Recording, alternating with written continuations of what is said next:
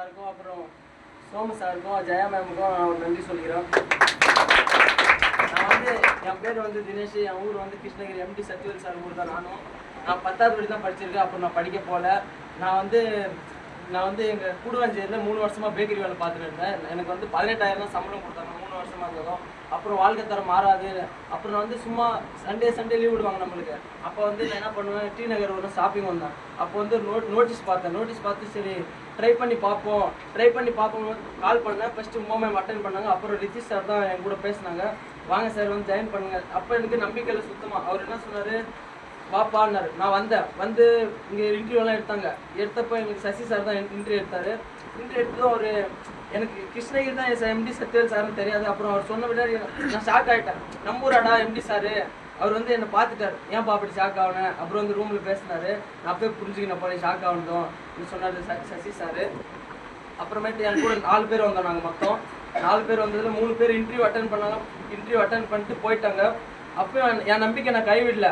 நான் ஜெயிப்போம் எனக்கு நம்பிக்கை இருந்துச்சு. அவங்க தான் போயிட்டாங்க. அவங்க போகணும்னு நினச்சி நானும் போயிருக்கலாம். ஆனால் எனக்கு நம்பிக்கை இல்லை. என் மேலே நம்பிக்கை வச்சதுனால தான் நான் இப்போ வந்து இந்த இடத்துல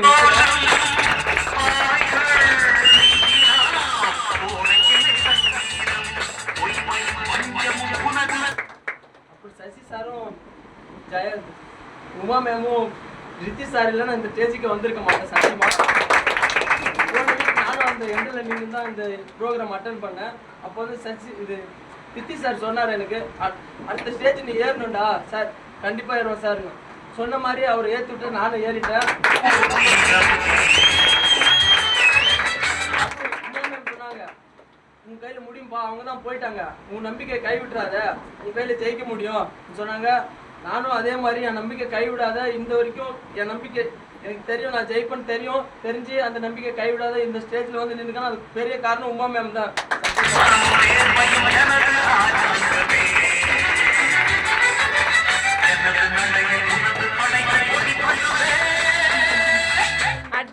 அப்புறம் வந்து நான் இன்டர்வியூ அட்டன் பண்ணிட்டு எனக்கு ஒரு 2 நாள் நம்பிக்கை இல்லை இந்த இது மேலே. அப்புறம் மேம் வந்து சொல்லி கொடுத்தாங்க எனக்கு, இந்த மாதிரி பண்ணுப்பா. அவங்க சொல்றத ஏன் எதுக்குன்னு கேட்காம பண்ணீங்களா, நீங்களும் சத்தியமா இந்த ஸ்டேஜ்ல வந்து நிக்க முடியும்.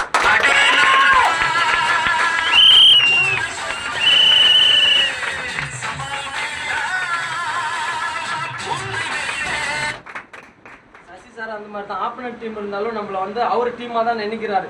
நாம ஆப்போனன்ட் டீம் தான் இருந்தாலும் என் டீம்ல ஒருத்தர் தான் நீ நினைச்சு எனக்கு ரூம்ல கூட நிறைய இது சொல்லி தந்திருக்காரு. அவருக்கு ரொம்ப தேங்க்ஸ் சொல்லிக்கிறேன்.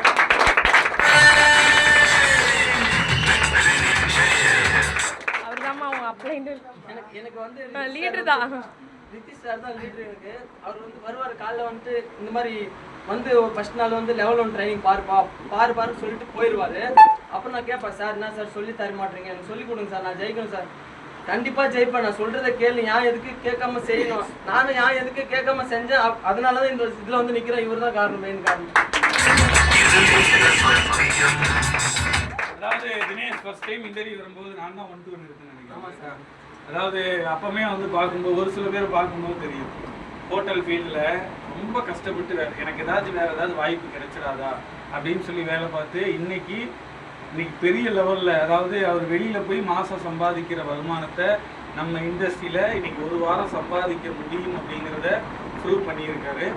கண்டிப்பாக அவர் மேலும் இந்த தினேஷ்ட பிடிச்ச விஷயம் என்ன அப்படின்னா, ஒரு சில விஷயங்கள் எங்கே லாஸ்ட்டு தான் நிற்பாப்புல, டோரில் அங்கே நிற்பாப்புல, எனக்கு நிற்கிறதுக்கு இடம் கிடையாது, அங்கே நிற்பாப்புல, காது இங்கே தான் இருக்கும், இங்கே யார் பேசுகிறாங்களோ அவங்க இருக்கும், என்ன பேசுகிறோம்னு கேட்டு அதுக்கு கரெக்டாக அந்த கை மட்டும் பயங்கரமாக தட்டுவார்.